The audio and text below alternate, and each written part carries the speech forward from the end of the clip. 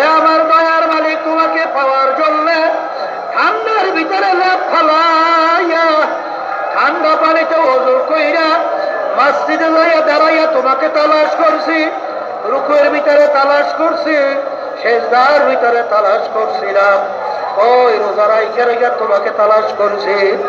আরে ও যুবকরা ডাকবে আর বলে বলে কত মেয়েদের সঙ্গে আড্ডা মারতে মজা, এই মজা বাদ দিয়া তুমি বেজার হলো ওই রাস্তায় যাই নাই, এখন তুমি কোথায়? তোমাকে একটু দেখতে চাই, তোমাকে একটু দেখতে চাই, আমাকে দেখা দাও।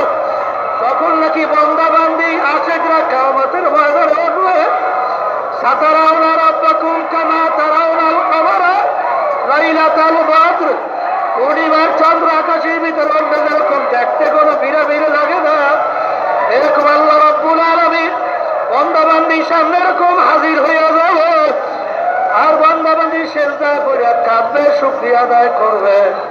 এই দয়ার মাওলার ভুল্লা কার মহাব্বতে করছিলাম, দিল মে তো উসকো দে দু সাহেবে দিলদার হ্যায়।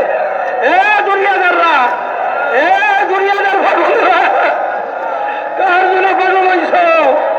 কার জন্য জীবন শেষ করতেছ? আমার আল্লাহকে আল্লাহ ভাইয়া ডাক দাও, আমার মালিককে ডাক দাও।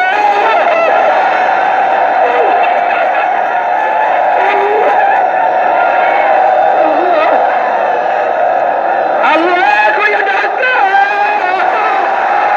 আমার দয়ার মালিক,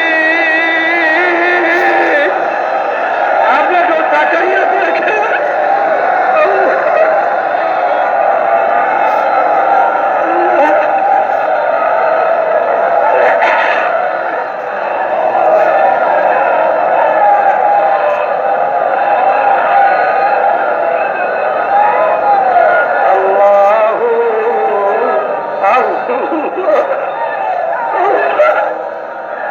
আমার দয়ার মালিক। আরে দুনিয়ার সাধারণ আগুনে 1 মিনিট আঙ্গুল রাখা যায় না, জাহান্নামের আগুন দুনিয়ার আগুনের চেয়ে 70 গুণ তেজের আগুন। ওই আগুন শরীরের যে কোনো জায়গা লাগার সঙ্গে সঙ্গে ওই আগুন লইয়া কলিজা পর্যন্ত পুচ্ছা যাবে। আল্লাহ আপনি আমাদের সবাইকে মাফ কইরা দিয়ে, এই মামলার তদবির নাই, সেই মামলারও কিন্তু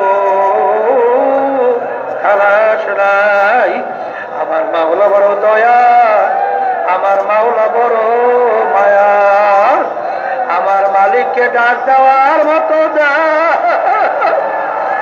আল্লাহর তরবারি নিয়ে চলতে থাকো, গায়রুল্লাহকে কলব থেকে দূর করো, এই করে লা